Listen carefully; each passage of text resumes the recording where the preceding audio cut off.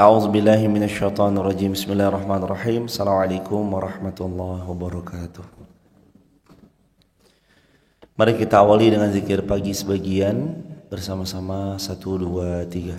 Allahumma bika asbahna wa bika amsayna wa bika nahya bika namut wa ilaika nusyur. Allahumma anta rabbi la ilaha illa anta khalaqtani wa ana abduka wa ana ala ahdika wa wa'dika mastata'tu. A'udzubika min syarri ma sana'tu. Abu'u laka bi ni'matika alayya wa abu'u bi dhanbi faghfirli fa innahu la yaghfiru dzunuba illa anta. Allahumma inna nas'aluka ilman nafi'an wa rizqan tayyiban wa amalan mutaqabbala. Allahumma inna nas'aluka ilman nafi'an wa rizqan tayyiban wa amalan mutaqabbala. Allahumma inna nas'aluka al-huda wat tuqa wal afafa wal ghina. Allahumma inna na'udzubika min ilmin la yanfa'u, min qalbin la yakhsha'u, min nafsin la tasba'u, min da'watin la yustajabu lah. Raditu billahi rabba wa bil islami dina wa bi Muhammadin nabiyya wa rasula. Rabbi zidna ilma warzuqna fahma, amin ya rabbal alamin. A'udzu billahi minasy syaithanir rajim. 1, 2, 3.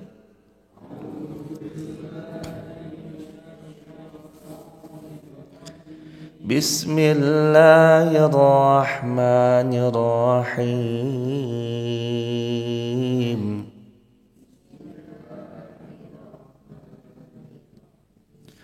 Wa qata'nahum ithnatay asyrata asbatan umama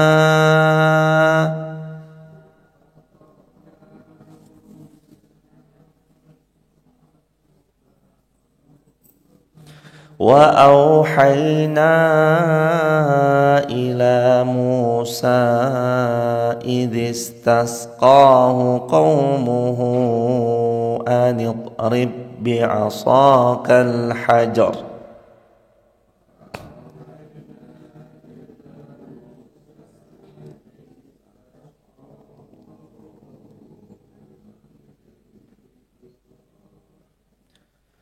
فانبجست منه اثنتا عشرة عينا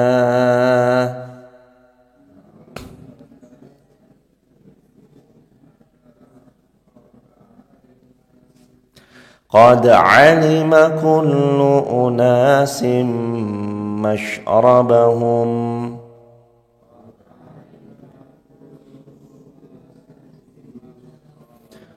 وظللنا عليهم الغمام وأنزلنا عليهم المن والسلوى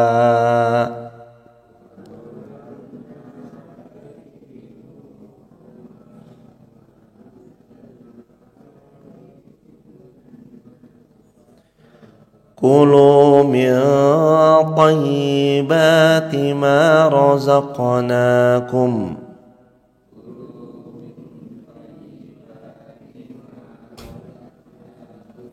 وما ظلمونا ولكن كانوا أنفسهم يظلمون.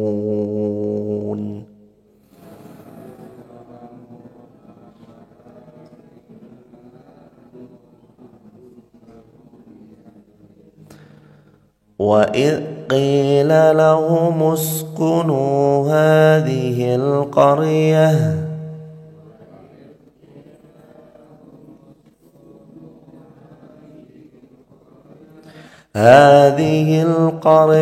وكلوا منها حيث شئتم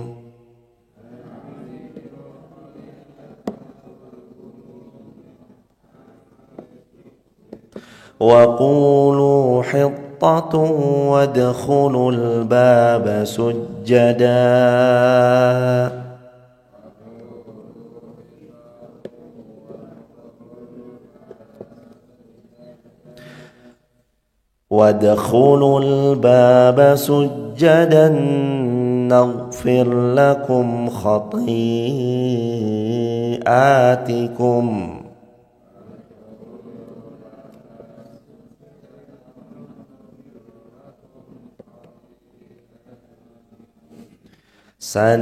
sanazidul muhsinin.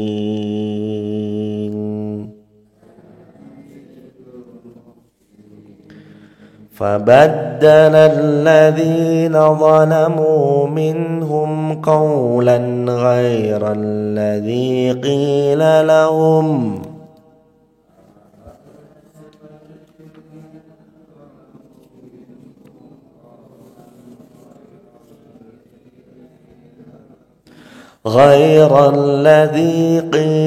لهم فأرسلنا عليهم رجزا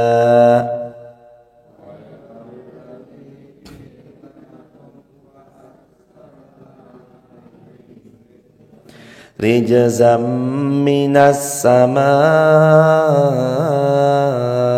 بما كانوا يظلمون.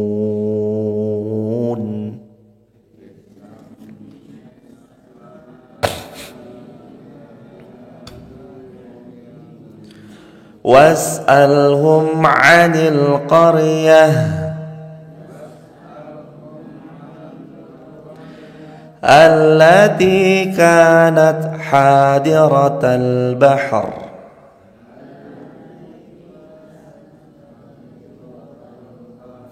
إذ يعدون في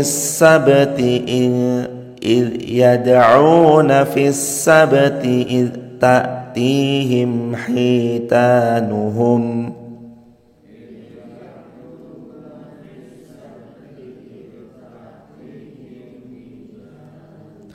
يوم سبتهم شرعا ويوم لا يسبتون لا تأتيهم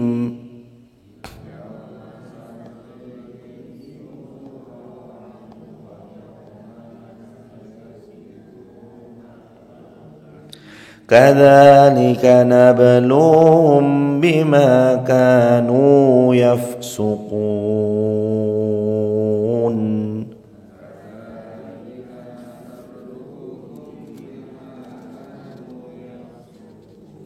Allahumma arhamna bil Quran. Hadirin jamaah sekalian yang dirahmati Allah Subhanahu wa taala. Alhamdulillah. Allahumma arhamna bil Quran. Sungguh maha baiknya Allah masih diberi kesempatannya kita semua untuk terus memperbaiki diri di pagi ini.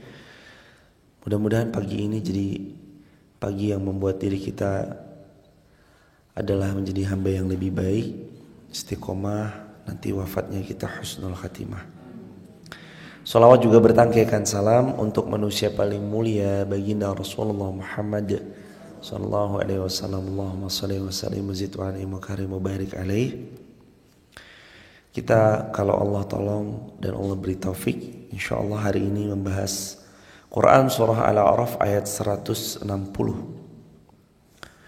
Wa qatta'na humusnatai asyrah, dan kami membagi mereka menjadi 12 asbatan, suku, umaman yang berjumlah besar, wa auhayna, dan kami wahyukan ila kepada Musa, Nabi Musa, izistasqahu qaumuhu, ketika kaumnya meminta air padanya, anidrib bi'asakal hajar, pukulkan tongkatmu wahai Musa kepada batu. Fambajasat, maka memancarlah dari batu tersebut, minhu, dari batu tersebut, isnata asyrah, 12 air, untuk 12 asbat, suku. Aina, mata air yang sangat jernih. Ain itu artinya juga bisa mata, ainun mata, bisa juga diartikan mata air yang sangat jernih. Qad alima kullu unas, setiap suku pun telah mengetahui, masyrabahum, di mana tempat minumnya masing-masing. Ini hadirin. Nabi Musa punya pengikut dari beragam macam suku yang Allah firmankan di ayat ini. Berapa suku? 12. Hei Musa, mana air nih? Kita butuh air. Lalu Allah perintahkan, wahai Musa, fadrib bi'asakal hajar. Pukul tongkatmu ke batu. Dipukul, Nabi Musa taat pada Allah, memancarlah 12 mata air. Tahu nggak uniknya apa? Allah Subhanahu wa taala ingatkan dalam ayat ini, qad alima kullu unasim masyrabahum. Mereka masing-masing suku sudah tahu mana sumber mata air mereka masing-masing. Qad alima kullu unasim masyrabahum. Mereka sudah tahu mana sumber mata air mereka masing-masing. Sebagian ulama berpendapat bahwa jangan engkau khawatirkan soalan rezeki, karena manusia rezekinya sudah Allah tetapkan masing-masing.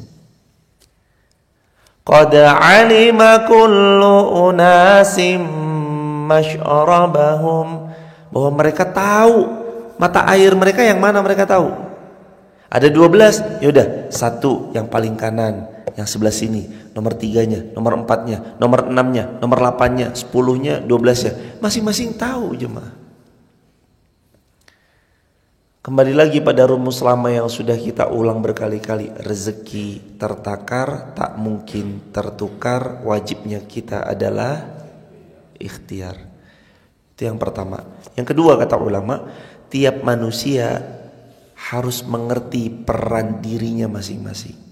Qad alima kullu unas, bahwa manusia itu alima, telah benar-benar mengetahui, dan mereka harus tahu masyrabahum, di mana porsi mata airnya. Kalau kita tarik ke dalam bahasan kita ini harus tahu jemaah, di mana peran kita masing-masing. Untuk nolong agama Allah, di mana peran kita? Itu sebagian ulama pendapat yang kedua begitu. Jadi pendapat yang pertama, mereka udah tahu jatah sumur mereka masing-masing itu yang mana, mereka tahu. Yang kedua, kita harus tahu qad alima kullu unasim masyrabahum. Kita harus benar-benar alima, punya pengetahuan, punya ilmu. Peran saya untuk menolong agama Allah di sini. Dengan tenaga saya luangkan waktu saya bersihkan masjidnya Allah, rumahnya Allah, saya bantu membersamai dakwah, saya bantu begini dan begitu, tenaga saya bisa. Ini peran saya di sini.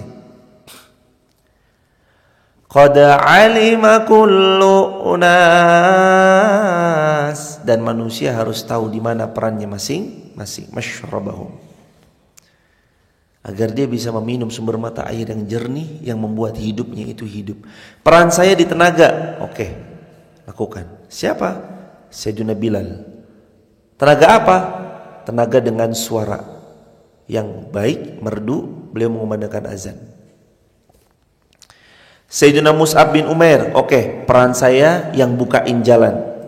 Madinah, beliau datang duluan, ketemu sama pembesar-pembesar, pemuka-pemuka kaum di kota Madinah, bukakan jalan pada baginda Nabi Muhammad sallallahu alaihi wasallam.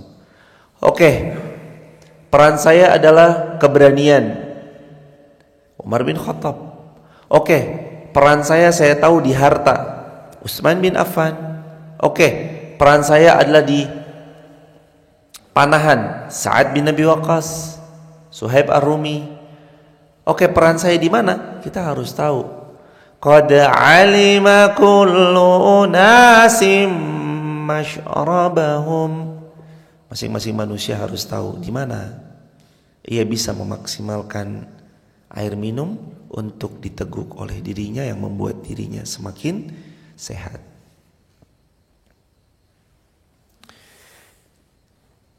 Wa dhallalna 'alaihimul ghamam, dan kami naungi mereka dengan naungan ghamam, awan. Wa anzalna 'alaihimul manna wassalwa. Ini persis kayak Quran surah Al-Baqarah, manna wassalwa. Lalu Allah karuniakan kepada mereka manna wassalwa. Pernah dibahas pada beberapa kesempatan yang lalu. Allah turunkan manna wassalwa.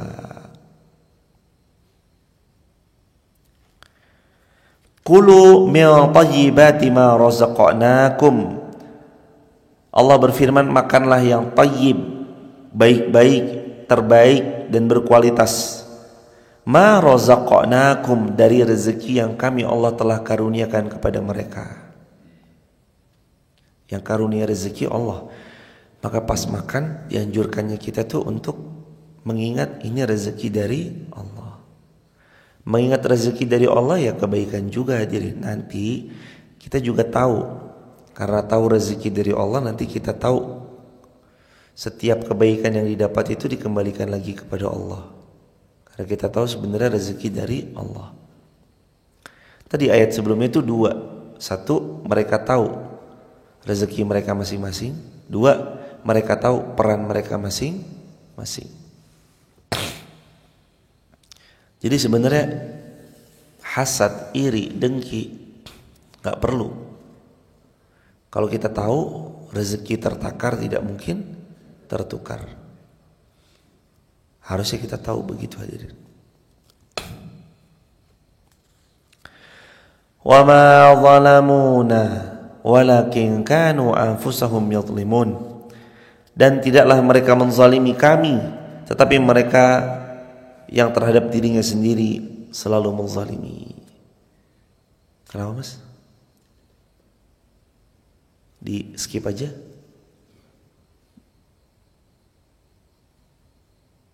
Ditolak.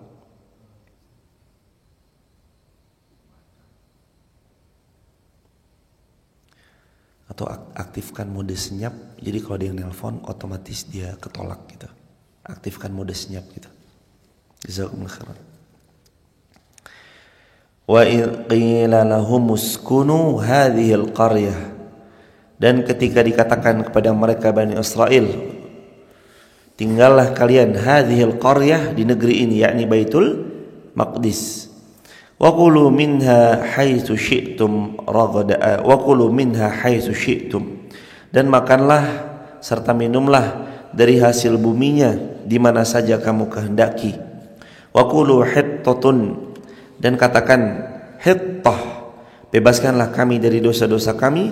Wadkhulul baba sujjada, dan masukilah kami dari pintu gerbangnya sambil membungkuk. Naghfir lakum, niscaya kamu akan diampuni Allah khati'atikum, dari kesalahan-kesalahanmu. Sanazidul muhsinin, kelak kami tambah pahala bagi orang yang berbuat kebaikan. Hadirin jamaah yang dirahmati Allah Subhanahu wa taala, di antara perintah Allah bagi mereka yang memasuki Baitul Maqdis pada zamannya Nabi Musa itu adalah agar mereka memasukinya dalam keadaan hormat. Membungkuk ini maknanya membungkuk penuh hormat. Tapi orang-orang yang kufur, masih ingat enggak pelajaran-pelajaran kita sebelumnya? Mereka memasukinya dengan membelakangi. Orang-orang kufur memasukinya dengan membelakangi, bentuk penghinaan.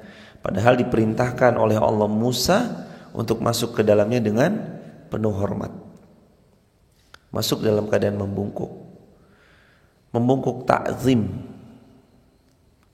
Bentuk penghormatan yang seperti ini diperintahkan pada zaman Nabi Musa alaihissalam. Hingga pada zaman sekarang kalau kita pun mau ta'zim pada seseorang, ada dua pendapat ulama. Tidak ada ruku dan sujud kecuali hanya kepada Allah, satu. Yang kedua, di beberapa asar juga pernah sahabat baginda sallallahu alaihi wasallam bertemu oleh salah seorang keluarga dari baginda Nabi yang adalah Sayyidina Abdullah bin Abbas, lalu mencium tangan beliau, dan itu menjadi salah satu dasar dibolehkannya kita menghormati yang lebih tua atau orang yang lebih berilmu, karena Sayyidina Abdullah bin Abbas itu terkenal dengan pakar tafsir terbaik dunia yang didoakan langsung oleh baginda Nabi, Allahumma faqihu fiddin wa alimhu ta'wil, ya Allah ajarkan ilmu agama padanya dan ajarkan makna tafsir Al-Quran padanya. Maka boleh orang menghormati orang yang lebih tua, orang yang berilmu, atau orang lain yang dia menghormati, boleh. Jadi ada dua pendapat ulama tentang perkara hal ini. Meskipun kalau sujud sepakat ya, kalau membungkuk sedikit dibolehkan. Tapi kalau misalkan sujud, semua ulama sepakat tidak boleh. Ayyasjuda li ahadin ala ahadin. Bahkan kata Nabi SAW, kalaulah aku boleh menyuruh sujud antara satu manusia kepada manusia yang lain, aku suruh sujud antara istri kepada suaminya. Maksudnya saking mulianya kedudukan suami. Tapi gak boleh terus kemudian manusia sujud kepada manusia yang lain. Kalau boleh disuruh sujud, tapi pada kenyataannya tidak boleh. Gak boleh. Manusia gak boleh sujud kepada manusia, manusia hanya boleh sujud kepada Allah semata. Gak boleh manusia sujud kepada manusia. Bentuk ta'zim, penghormatan, bahkan itu disebutkan dalam Al-Quran surah 17 Al-Isra ayat ke 23-24. Wa qadha rabbuka alla ta'budu illa iyyah wa bil walidaini ihsana imma yablughanna 'indakal kibara ahaduhuma aw kilahuma fala takul lahumā uffin wa la tanharhumā wa qul lahumā qawlan karīmā. Ayat 24 Al-Isra. Wahfid lahumā janāhadz dzulli minar rahmah, rendahkan sayapmu. Wahfid lahumā janāhadz dzulli minar rahmah, rendahkan sayapmu. Minar rahmah, salah satu bagian dari bentuk kasih sayangmu, penuh penghormatan kepada kedua orang tuamu. Jadi kita sama orang tua tuh bahkan disuruh merendahkan. Lewat di depannya aja gak boleh dalam keadaan congkak. Permisi. Makanya adat istiadat di kita, di Jawa, yang patut sekali terus dipertahankan adalah, mungkin di tempat lain juga ada ya, tapi salah satunya Jawa Tengah, Jawa Timur, Jawa Barat ini punya mungkin, dan semua wilayah ya. Orang ngerti Islam harus ngerti. Ini ternyata bukan adatnya Jawa aja, tapi anjuran dalam Al-Quran. Al-Isra 24. Wahfid lahuma janahadz dzulli minar rahmah, rendahkan sayapmu. Manusia punya sayap gak? Gak punya. Berarti maknanya rendahkan tanganmu. Misi pak begini, nyun sewu, tangannya itu di bawah ini. Permisi, nyun sewu, rendahkan sayap kita. Lahuma janahadz dzulli minar rahmah, di hadapan keduanya dengan penuh rasa rahmah, kasih dan sayang. Wa qur rabbirhamhuma kama rabbayani shaghira, dan berdoalah untuk kedua orang tua kita. Rabbirhamhuma, ya Allah sayangi keduanya, kama rabbayani shaghira, sebagaimana mereka menyayangi kami di waktu kecil. Diminta kita untuk masuk dalam keadaan penuh hormat kepada Baitul Maqdis. Jadi gini hadirin, penghormatan kepada rumahnya Allah itu nanti berlaku di semua masjid, semua rumahnya Allah, bukan cuma terkecuali di Baitul Maqdis. Ya kita masuk Masjidil Haram ya hormat, ya santun, gak kemaki, gak kemelinti, gak sombong. Masuk Masjidil Haram ya iya, masuk Masjid Nabawi ya iya, masuk Masjid Masjid Muhammad Al-Fatih Wonolela Wonosobo juga iya, penuh penghormatan. Gimana cara penghormatannya? Pakai pakaian yang Allah ridhoi, pakai pakaian yang Allah sukai, gak sembarangan. Dia berbuat dengan kebaikan. Karena gimana pun ya hadirin ya, kalau orang bertamu ke tempat orang pakaiannya gak sopan aja, ditolak. Orang mau masuk ke istana presiden gak pakai kain bahan berwarna hitam, dia pakai celana jeans, ditolak. Gak boleh masuk istana presiden. Harus kainnya kain bahan, warnanya warna hitam. Mau ketemu presiden, ada aturan mainnya. Kalau ketemu manusia aja kita punya sebegitu banyak peraturan-peraturan yang harus dipatuhi, harus diturutinya, gimana kalau mau ketemu Allah? Masa kita serampangan? Gimana mau ketemu Allah? Masa kita pakai pakaian ala kadarnya? Gimana kita mau jumpa sama Allah? Masa iya kita nggak pakai pakaian yang Allah sukai, pakaian yang Allah ridhoi? Walibasut taqwa dzalika khair. Allah berfirman, dan pakaian ketakwaan itulah yang terbaik. Pakaian takwa itu apa? Pakaian yang membuat pemiliknya makin dekat sama Allah. Satu. Pakaian yang kedua, menjaga pemiliknya dari bermaksiat kepada Allah. Yang ketiga, pakaian yang membuat pemiliknya akan terhindar mendatangi tempat-tempat yang dimurkai Allah. Mungkinkah orang yang menggunakan pakaian yang syar'i, Allah ridhoi, lalu dia datang pada tempat-tempat yang tidak Allah sukai? Enggak. Dia datang pada tempat-tempat yang gak Allah ridhoi? Enggak. Pakaian yang baik membuat pemiliknya nanti akan datang pada tempat yang baik. Di Jawa punya falsafah, aji ning rogo soko busono. Bagaimana cara kita menghormati diri kita itu tergantung bagaimana cara kita berpenampilan. Penampilan. Masuk ke masjid. Kemarin juga masih ingat enggak? Ya bani Adam khudhu zinatakum 'inda kulli masjid. Ya bani Adam, wahai anak Adam, wahai manusia sekalian, khudhu zinatakum, ambil pakaian terbaikmu, perhiasan terbaikmu, zinatakum, khudhu, ambil zinatakum, perhiasan terbaikmu, 'inda kulli masjid, setiap kali engkau mau pergi ke masjid, pakai performa terbaik, motor, kendaraan, pakaian, dan semuanya pakai yang terbaik. Semalam sarung udah dipakai tidur, jangan dipakai lagi. Turun, lepas, ganti sarung yang baru. Semalam baju ini mukenanya mungkin karena dari badai isya udah ngantuk pakai mukena yang sama. Udah, besoknya pas bangun-bangun masih nempel pada mukena tersebut. Ganti sama mukena yang baru.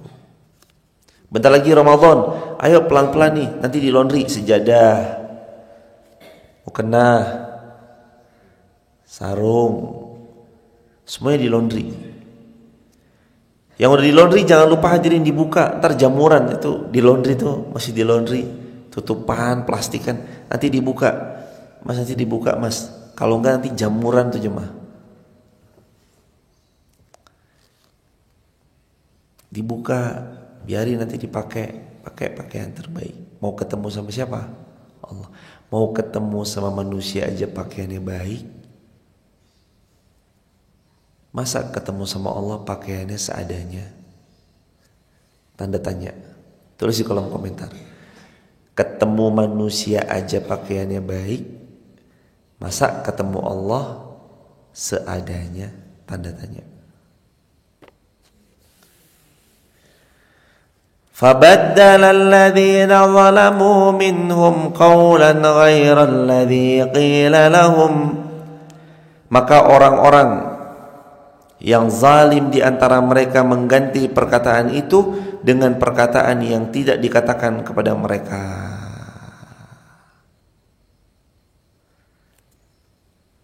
Kebanyakan orang-orang zalim suka mengganti perkataan-perkataan yang Allah firmankan pada mereka dengan perkataan yang tidak seperti apa yang Allah firmankan pada mereka, karena mereka tujuannya adalah untuk memuaskan hawa nafsu mereka.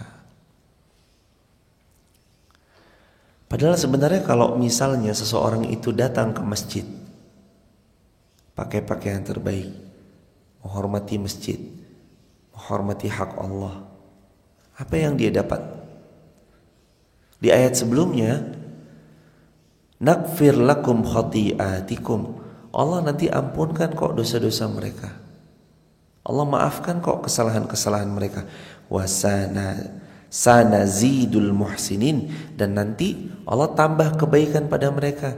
Jadi kalau kita menaruh rasa hormat kepada rumah ibadah, rumahnya Allah, masjidnya Allah, nanti kita dimaafkan kesalahan kita, diampuni dosa-dosanya, ditambah pahalanya. Bahkan jamaah duduk aja di masjid, duduk begini. Ingat gak hadis Muslim Nabi bersabda gimana? Kata Nabi SAW, siapa-siapa yang dia duduk di waktu sholat untuk menunggu waktu sholat, siapa yang duduk di masjid, dia duduk dalam rangka menunggu waktu sholat, maka ada malaikat yang mendoakan dua hal kepadanya. Allahumma gfir lahu, Allahumma arhamhu.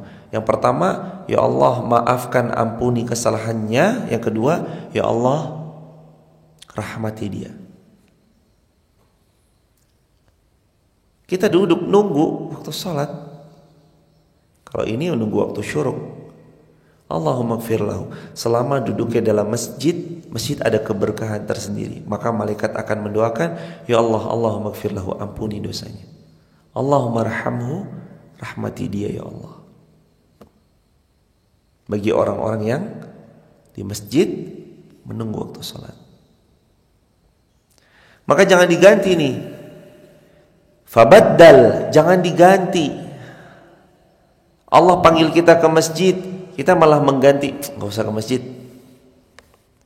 Iya, memang semua ada tahapan-tahapannya. Mungkin orang ngerasa insecure untuk balik ke masjid. Mungkin orang ngerasa kurang pantas pergi ke masjid.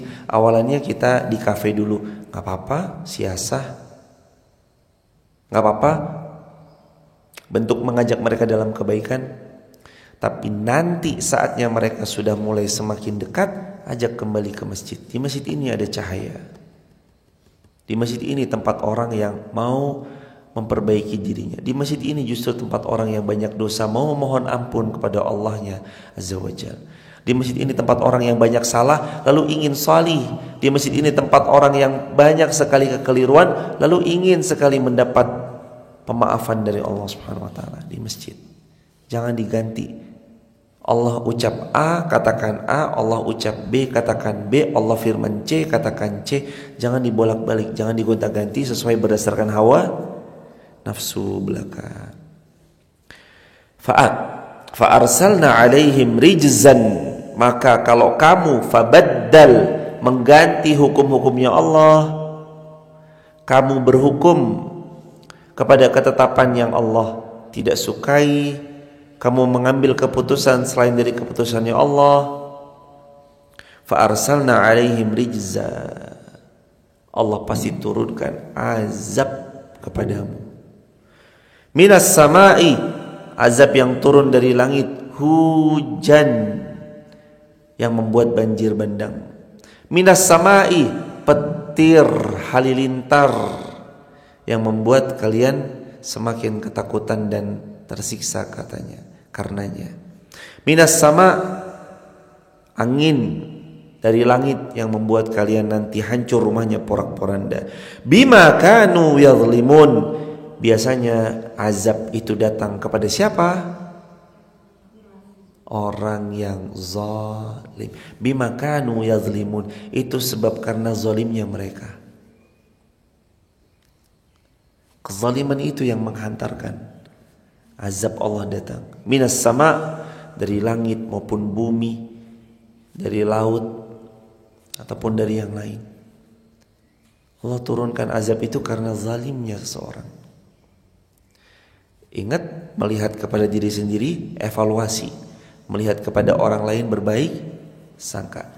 Kalau ada satu wilayah lagi kena musibah, kita baik sangka bahwa Allah hendak memuliakan derajat mereka. Tapi kalau kita yang kena musibah, evaluasi bahwa ini karena kezaliman yang kita lakukan. Karena ayatnya jelas, fa arsalna alaihim rijzam minas sama'i bima kanu yadhlimun. Kami turunkan azab kepada mereka, azab itu dari langit, dan kata sebagian ulama, dan dari seluruh penjuru azab didatangkan bima kanu, karena apa-apa yang mereka yazlimun telah lakukan perbuatan zalim itu kepada orang lain. Jadi tulis di kolom komentar ya jemaah, zalim sumber datangnya azab.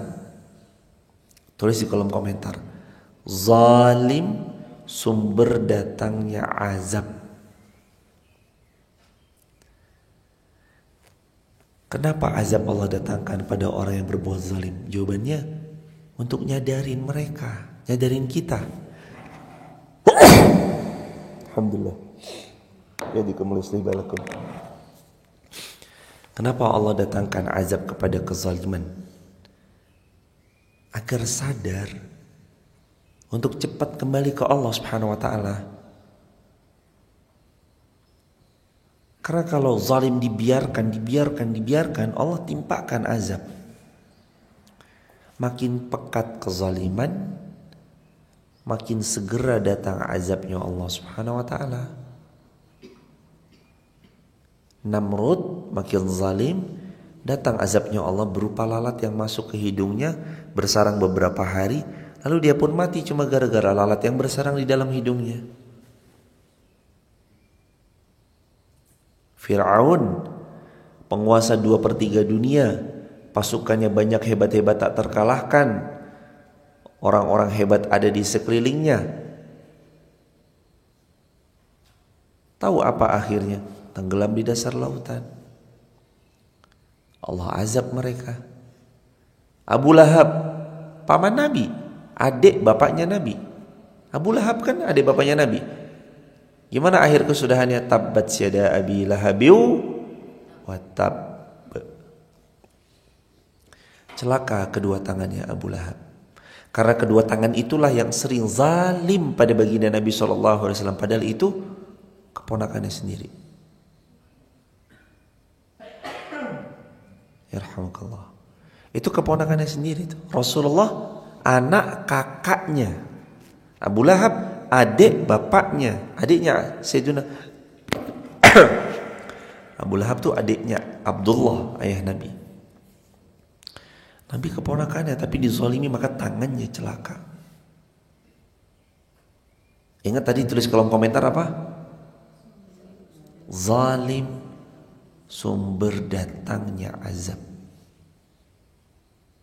Hati-hati dengan kezaliman. Kalau satu negeri zalim, azabnya bisa nimpa satu negeri. Satu negeri taat, ingat ayat yang kemarin? Allah berfirman apa dalam Al-Quran? Di ayat-ayat sebelumnya? Lau ahlul qura amanu wattaqau lafatahna alaihim barakatim minas samai wal ard. Kalau satu penduduk negeri beriman bertakwa, kami turunkan berkah dari langit dan dari buminya berkah, panennya melimpah, barokah melimpah. Dari langit hujannya itu pas komposisinya. Hujan yang tidak membahayakan, hujan yang mendatangkan rahmat, membuat tumbuh subur tanaman-tanaman yang ditanam.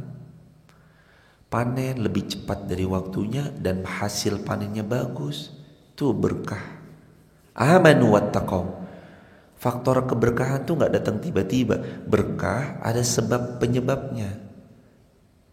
Asbab keberkahan itu adalah beriman dan bertakwa. Berkah. Makanya rezeki berkah tuh karena pemiliknya iman, takwa. Nanti harta jadi azab kalau dia dengan hartanya malah berbuat zalim, jauh dari Allah. Sekarang lihat gini hadirin. Kalau kita mau tahu ini uang kita yang kita terima nih berkah gak sih? Kalau kita mau tahu ini harta yang kita dapatkan nih berkah gak sih? Lihatnya pada dua aspek. Aspek pertama, kalau dia mendekatkan kita kepada Allah, barokah. Aspek kedua, kalau dia membuat kita semakin bermaksiat pada Allah dan makin jauh dari Allah, gak berkah. Harta yang gak berkah berasa, kadang-kadang cepet hilangnya. Nguap. Buat apa? Gak tahu. Hilang aja. Gak tahu buat apa, hilang aja. Kalau harta barokah, berkah, pasti jemaah. Kalau harta berkah tuh pasti kerasa sekali, enak, tenang, nikmatinya nyaman. Cari keberkahan. Kembali pada ayat, فَأَرْسَلْنَا عَلَيْهِمْ رِجْزًا مِنَ السَّمَاءِ بِمَا كَانُوا يَظْلِمُونَ. Dan kami pasti turunkan azab kepada mereka sebab karena kezaliman yang mereka lakukan. Bima kanu yadhlimun. Jangan zalim. Zalim itu sebab datangnya azab. Hadirin, kita juga harus pandai-pandai mantesin diri kita sama Allah jemaah. Atas semua yang kita pinta, pandai-pandailah memantaskan diri. Sekarang gini deh, saya tanya sama jemaah. Kita punya staff, punya karyawan, punya orang kerja sama kita. Nuntut kita terus untuk bantu urusan-urusannya. Bos, bantuin dong. Bos, butuh ini, bantuin dong. Bos, anak saya mau beli itu, tolongin dong bos. Tapi karyawan kita, staf kita gak pernah bagus dalam bekerja. Suruh begini, malah begitu. Suruh lakuin A, malah yang dilakuin C. Suruh harus A, tapi yang dilakukan malah B.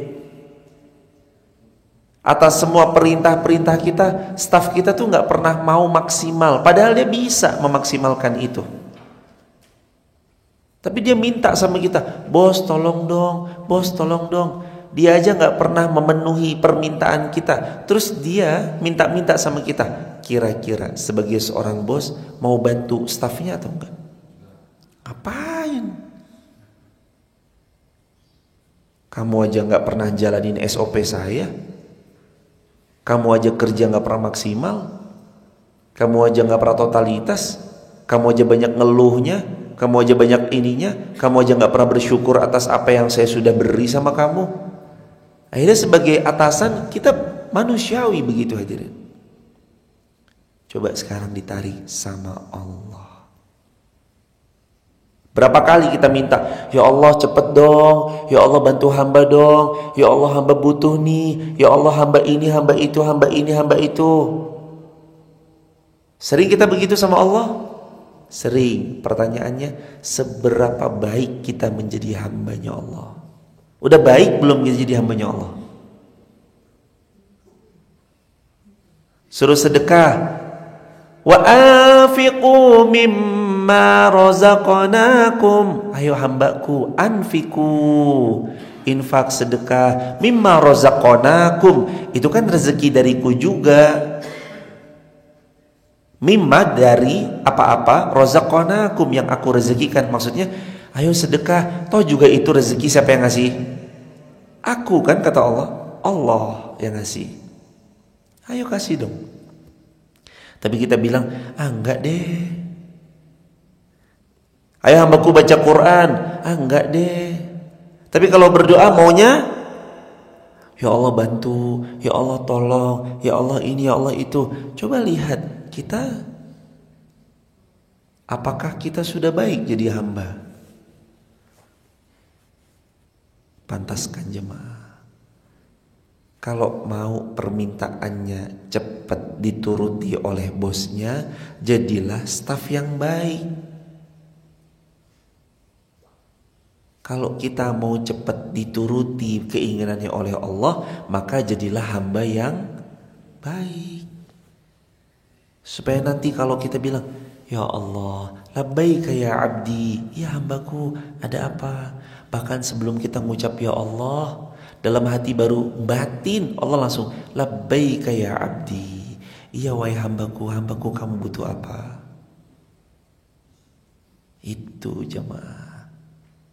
Pantaskan diri. Sudah baikkah kita menjadi seorang hamba? Kalau belum baik, ayo perbaiki. Kita mah gak ada yang baik, termasuk saya yang berbicara. Kita mah gak ada yang baik jadi hamba. Tapi insya Allah kita punya semangat untuk memperbaiki diri. Siap jadi baik? Insya Allah. Harus ada semangat jadi baik. Kebaikan itu membuka banyak pintu. Jamaah, kalau yang jamaah lakukan baik, nanti yang datang adalah yang baik. Kalau yang kita lakukan buruk, yang datang biasanya yang buruk. Was'alhum 'anil qaryah allati kanat hadiratal bahr. Ayat 163. Dan tanyakanlah kepada Bani Israel tentang negeri yang terletak hadiratal bahr, di dekat lautan. Idh ya'duna, ketika mereka melanggar fis sabti, aturan pada hari Sabat, Sabtu. Idh ta'tihim, yaitu ketika mereka datang, hitanuhum, ikan-ikan yang berada di sekitar mereka pada hari Sabtu terapung-apung di permukaan air. Yauma la yasbitun, padahal hari-hari yang bukan Sabat, la ta'tihim, ikan-ikan itu tidak datang kepada mereka. Kadzalika nabluhum bima kanu yafsukun, demikianlah kami menguji mereka disebabkan karena fasiknya mereka. Jadi pada zaman itu mereka hanya dibolehkan mendatangi ke laut hari Sabtu. Sedangkan pas hari Sabtu tuh ikannya nggak banyak. Selain hari Sabtu, ikan itu tuh malah datang, jemaah. Nah, caranya gimana? Caranya mereka memasang jaring pada hari Jumat.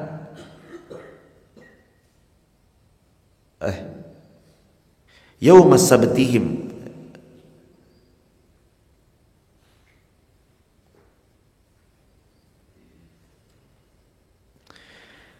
yang intinya mereka menancapkan itu jalaknya pada hari sebelumnya dan satu hari sesudahnya, sehingga ketika mereka dilarang untuk masuk ke arena itu pada hari tertentu, mereka udah tetap dapat ikan karena mereka udah menjala pada sehari sebelumnya dan sehari sesudahnya.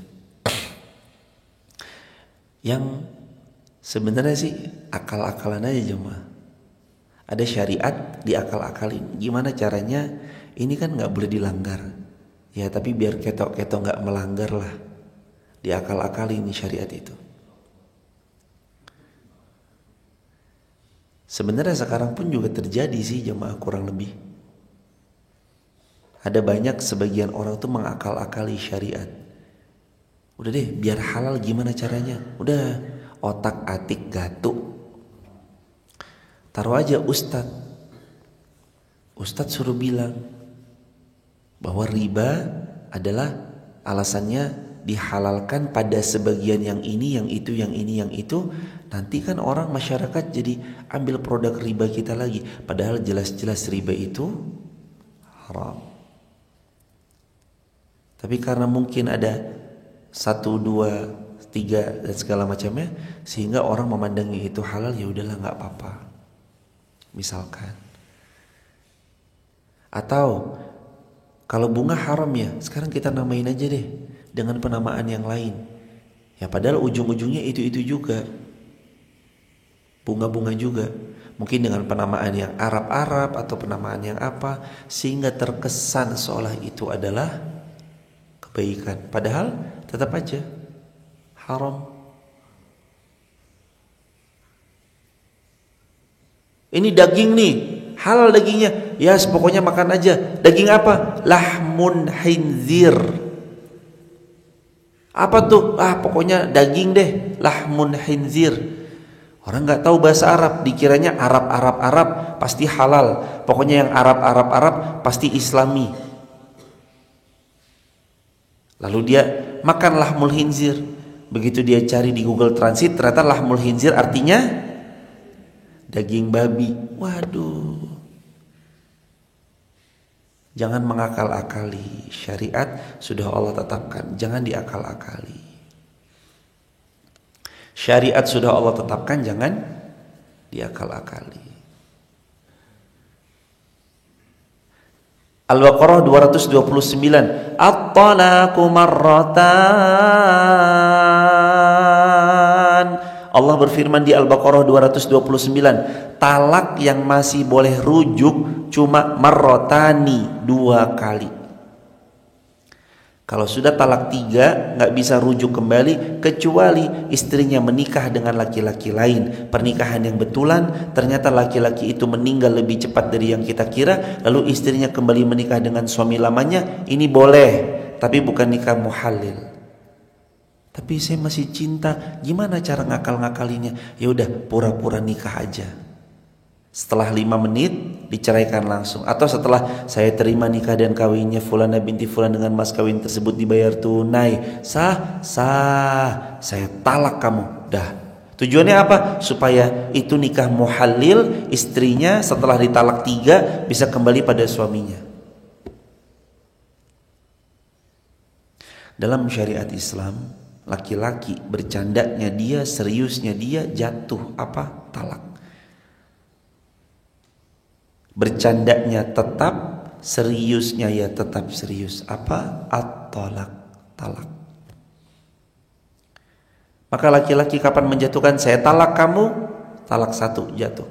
Tulis gede-gede di lemari, sudah pernah ditalak 1 kali, diingat. Suami, aduh maaf sayang, aku hilaf, lala segala macam, rujuk, ya udah rujuk. Tanpa bahasa rujuk, tapi dia malam itu langsung bercampur, sah, rujuk berarti. Besoknya berantem lagi, saya talak kamu 2 kali. Tulis gede-gede, sudah pernah ditalak 2 kali. Dan ini talak yang terakhir, masih boleh rujuk. Udah, rujuk lagi malamnya. Besoknya ribut, saya talak kamu, jatuh talak 3. Ini at-talaqu marratan. Dalam Al-Baqarah 229, gak boleh rujuk kembali, gak boleh balik. At-talaqu marratan. Al-Baqarah 229, talak yang boleh rujuk cuma 2 kali. Cuma 2 kali. Yang ketiga tidak bisa rujuk. Tapi kan kadang diakal-akalin. Saya masih cinta, saya masih terlanjur. Gimana anak-anak, gimana bisnis yang kita bangun bareng-bareng, gimana pengaruh, gimana. Akhirnya nikah muhalil. Apa nikah muhalil? Pernikahan untuk menghalalkan si istri kembali pada suaminya. Istri yang sudah ditalak 3 agar bisa kembali pada suaminya. Akhirnya nikahnya main-main. Padahal gak boleh. Kalaupun istri itu menikah, dia harus menikah dengan nikah betulan, rumah tangga dengan rumah tangga betulan. Kalaupun malamnya itu mereka bercampur, harus bercampur betulan. Gak boleh beberapa menit langsung setelah menikah beberapa menit ditalak agar kembali pada suami lamanya, gak boleh. Inilah aturan Allah. Makanya seorang suami gak boleh sembarangan ngucap. Seorang suami gak boleh sembarangan ngucap. Hati-hati dengan ucapan. Kalau kata-katanya, pulang deh ke tempat orang tuamu, belum jatuh talak, baru sindiran menuju talak. Ya udahlah, masing-masing aja. Belum jatuh talak, baru jatuh pada sindiran talak. Karena kalimat talak tuh kalimat yang sharih, jelas. Tak pegat kowe. Bahasa Jawa boleh, tolak tuki bahasa Arab boleh, bahasa Indonesia boleh, saya ceraikan kamu boleh. Pakai bahasa yang lain silakan, daerah-daerah yang lain. Tapi kapan itu terucap? Jatuh. Begitu hadirin jamin dirahmati Allah. Makanya hati-hati dalam berucap.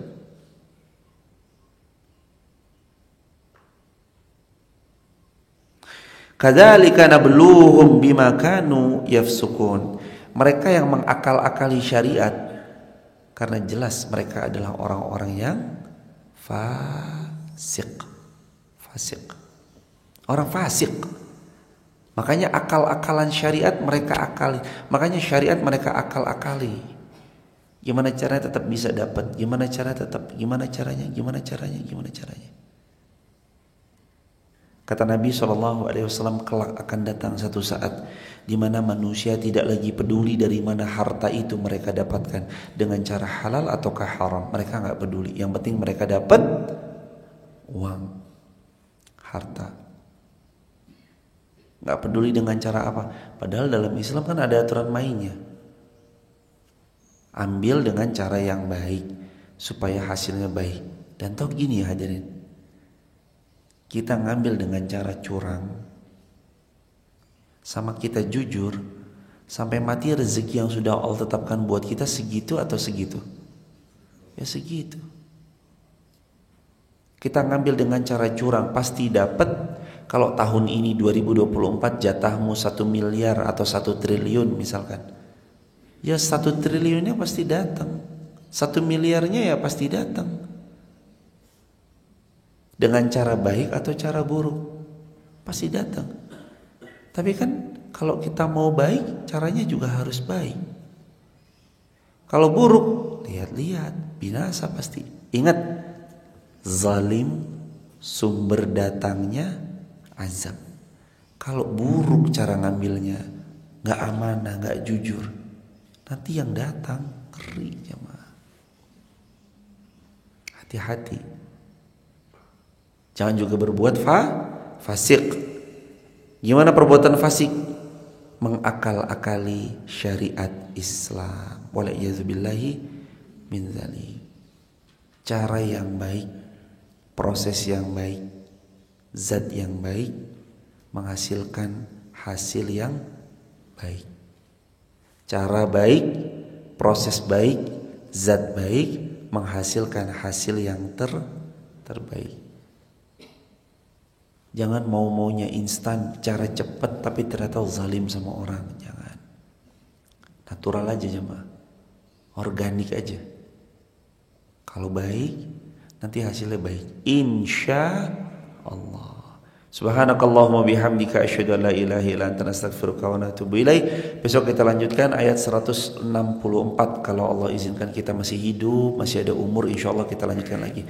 Terima kasih banyak hadirin semua yang datang di Masjid Maaf sudah berkenan untuk silaturahim, berkenan untuk belajar bersama.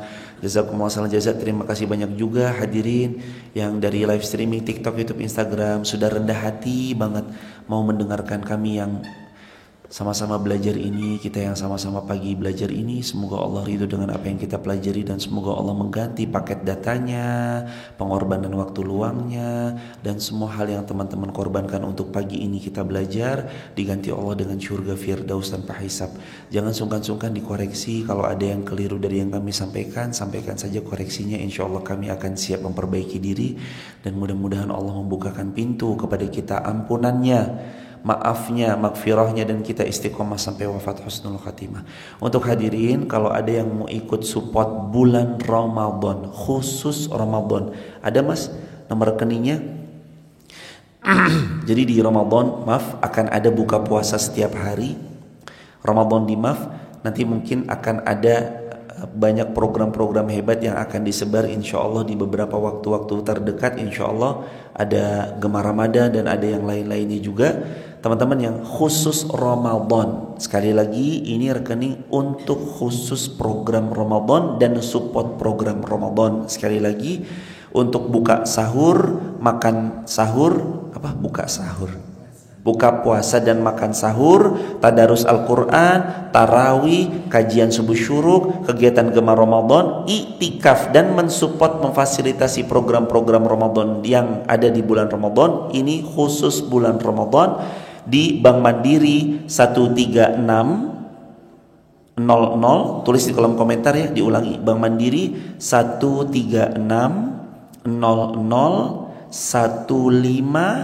15443028. Ditulis di kolom komentar, nanti disematkan atas nama Ihsan Tauhid. Ihsan Tauhid. Bank Mandiri 1360015443028 atas nama Ihsan Tauhid Mandiri. Disematkan ya mas? Disematkan. Barakallahu fikum. Itu khusus Ramadan. Sekali lagi rekening khusus Ramadan. Mas Ihsan, beliau ketua DKM yang Masjid Muhammad Al-Fatih, jadi beliau nanti pakai nomor itu. Nggak apa-apa, sama jemaah insya Allah. Sudah disiapkan, dikosongkan memang khusus Ramadan rekening tersebut. Barakallahu fikum. Salam keluarga di rumah. Insya Allah nanti kita ketemu lagi di hari-hari berikutnya kalau masih Allah beri usia yang berkah. Subhanakallahumma bihamdika asyhadu an la ilaha illa anta astaghfiruka wa atubu ilaik. Allahumma ighfirlil muslimina wal muslimat wal muslimina wal muslimat wal mu'minina wal mu'minat al ahya'i minhum wal amwat innaka sami'un qaribun mujibud da'wati qadil hajat. Rabbana atina min ladunka rahmah wa hayyi lana min amrina rasyada. Rabbana zalamna anfusana wa illam taghfir lana wa tarhamna lanakunanna minal khasirin. Rabbana hab lana min azwajina wa dhurriyyatina qurrata a'yun waj'alna lil muttaqina imama. Rabbana atina fid dunya hasanatan wa fil akhirati hasanatan wa qina adzabannar. Subhana rabbika rabbil izzati amma yasifun wa salamun alal mursalin walhamdulillahi rabbil alamin. Salam untuk keluarga di rumah. Tap link di bio kalau ada yang mau bergabung di grup WhatsApp kajian kami, atau save nomor WA-nya 081213 607020. Assalamualaikum warahmatullahi wabarakatuh.